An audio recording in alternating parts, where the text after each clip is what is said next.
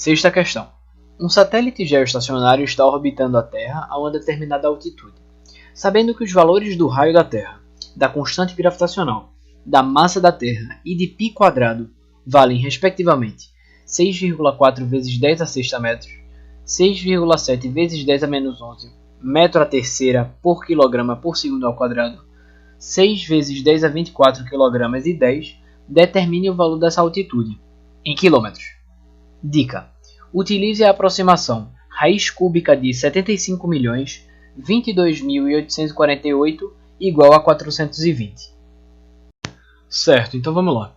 A questão diz pra gente que esse satélite é um satélite geoestacionário, certo? Então isso significa que o período no qual ele vai dar uma volta completa ao redor da Terra é um período igual a 24 horas. Por isso que o nome dele é geoestacionário, porque ele permanece parado em relação a um determinado ponto da Terra, já que o período de rotação da Terra também é de 24 horas. Tudo bem? E aí a questão fornece pra gente, além disso, o valor da constante gravitacional e da massa do planeta Terra, certo? E a gente sabe que a velocidade orbital ela pode ser escrita como sendo a raiz quadrada de 2 vezes o produto entre a constante gravitacional e a massa do planeta, o qual está sendo orbitado, tudo bem? Que no nosso caso aqui é a Terra, então eu vou chamar essa massa aqui de massa do planeta Terra, dividido pelo raio da órbita, certo? Só que a gente sabe também que a velocidade orbital ela pode ser escrita, assim como qualquer outra velocidade, como a razão entre a distância percorrida e o tempo necessário para se percorrer aquela determinada distância, certo?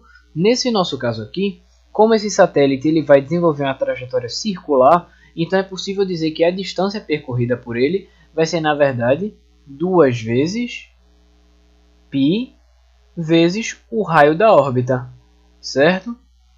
E essa distância é uma distância equivalente a uma volta completa, certo?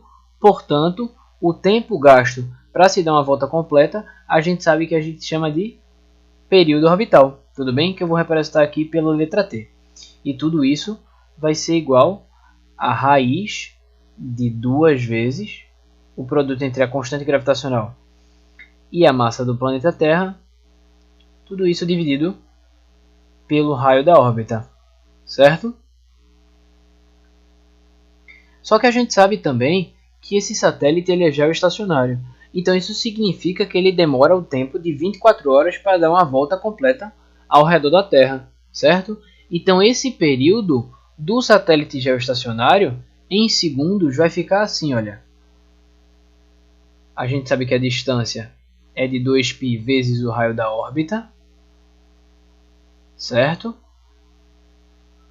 E o período é de 24 horas, só que a gente precisa passar para segundos para colocar nas medidas do sistema internacional, certo? Então, um dia ele tem 24 horas. Cada hora tem 60 minutos e cada minuto tem 60 segundos. Então, para transformar um dia inteiro em segundos, eu multipliquei 24 por 60 por 60, justamente porque são 24 horas multiplicando 60 minutos, que está multiplicando 60 segundos. Tudo bem? E tudo isso aqui vai ser igual a raiz de 2 vezes g vezes a massa da Terra dividido pelo raio da órbita, certo? O raio da órbita é justamente o que a gente quer achar. Então, o que é que a gente tem que fazer? A gente precisa isolar ele, tudo bem? Só que aqui de um lado da equação, no lado esquerdo, a gente tem o raio da órbita normal elevado à primeira, e do lado direito a gente tem a raiz quadrada desse raio da órbita. Então eu vou fazer o seguinte, eu vou elevar ambos os lados da equação ao quadrado para poder tirar essa raiz quadrada, tudo bem? Então vai ficar assim, olha. 2π vezes o raio da órbita dividido por 24 vezes 60 vezes 60, tudo isso aqui ao quadrado, vai ser igual a 2 vezes g vezes mt dividido pelo raio da órbita, certo? Pronto. Agora a gente precisa fazer o seguinte, a gente precisa isolar esse raio da órbita.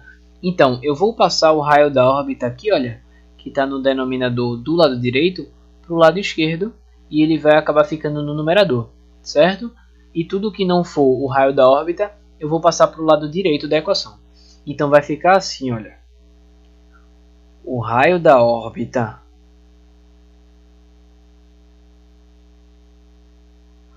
ao cubo. Por que ao cubo? Porque, olha, eu elevei ao quadrado e aí depois multipliquei novamente pelo raio da órbita. Então vai ficar o raio da órbita ao cubo. Tudo bem? Isso aqui vai ser igual a 2 vezes g vezes a massa da Terra vezes o 24 vezes 60 vezes 60 ao quadrado. Eu passei para o outro lado da equação multiplicando. Tudo bem? Então vai ficar assim, olha. Isso aqui vezes 24 vezes 60 vezes 60. Tudo isso aqui ao quadrado, certo? Dividido por, olha, a gente ainda tem esse 2π aqui que está elevado ao quadrado. Bom, 2π elevado ao quadrado, a gente sabe que fica 4π ao quadrado. Tudo bem? E já que estava no numerador no lado esquerdo da equação, eu vou passar dividindo para o outro lado, ou seja, vou passar para o denominador. Tudo bem? Então vai ficar isso aqui dividido por 4π ao quadrado. Pronto. Agora basta a gente, na realidade, fazer a substituição dos valores que a gente já tem, certo? Então vai ficar assim, olha. O raio da órbita ao cubo é igual a 2 vezes 6,7 vezes 10 a menos 11, que é o valor da constante gravitacional, vezes a massa da Terra, que é de 6 vezes 10 a 24 quilogramas. Tudo bem? Tudo isso aqui vezes 24 vezes 60 vezes 60 ao quadrado.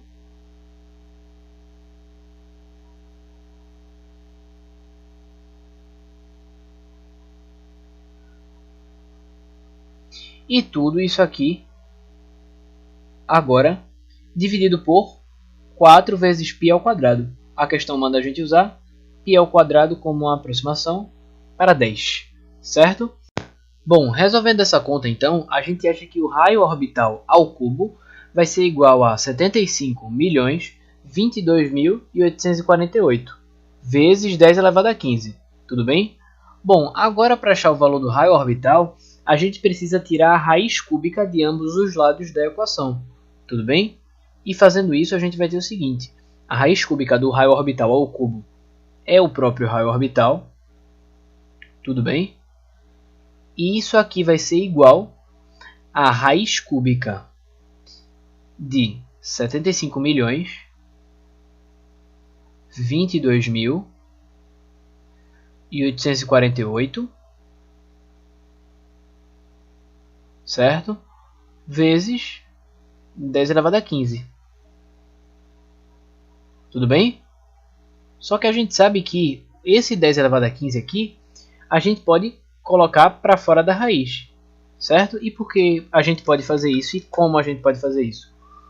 Porque esse 10 elevado a 15, ele está multiplicando aqui esse outro número, e a gente pode fazer isso dividindo 15 por 3, certo? Que vai dar 5. Então, esse raio da órbita vai ter o valor igual a 10 elevado a quinta, que é o 10 elevado a 15 retirado de dentro da raiz cúbica, certo? Vezes a raiz cúbica de 75.022.848, que a questão pede para a gente usar como uma aproximação para 420, tudo bem? Então o raio da órbita vai dar 10 a quinta vezes 420 metros, certo? Passando esse valor aqui para quilômetros, a gente vai ter esse valor aqui dividido por 10 ao cubo, certo? Então, o raio da órbita em quilômetros vai dar igual a 420 vezes 10 ao quadrado quilômetros, tudo bem? Já que aquele valor ali em metros, eu dividi por 10 ao cubo, certo? Só que esse valor do raio da órbita, ele não é, na realidade, o valor da altitude em que se encontra o satélite. Por quê?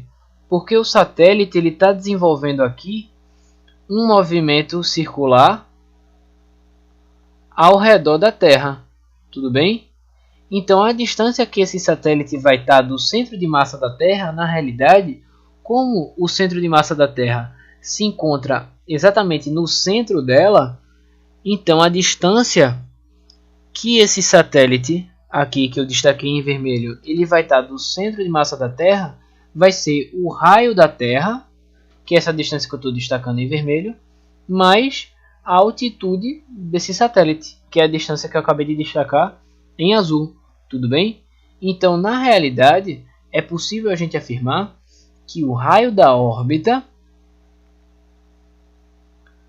vai ser igual à soma entre o raio da Terra e a altitude em que esse satélite vai se encontrar, tudo bem? Então, posso escrever isso aqui como sendo o raio da Terra mais a altitude em que o satélite vai se encontrar, tudo bem? A questão diz pra gente que o raio da Terra é de 6,4 vezes 10 ao cubo quilômetros, tudo bem? Então, a gente sabe que o raio da órbita vai ser de 42.000 quilômetros, certo? Enquanto que o raio da Terra a gente pode substituir por 6.400 quilômetros. Mais a altitude. E aí a gente acha, resolvendo essa conta aqui, que o valor da altitude em que o satélite geoestacionário se encontra vai ser de 35.600 quilômetros.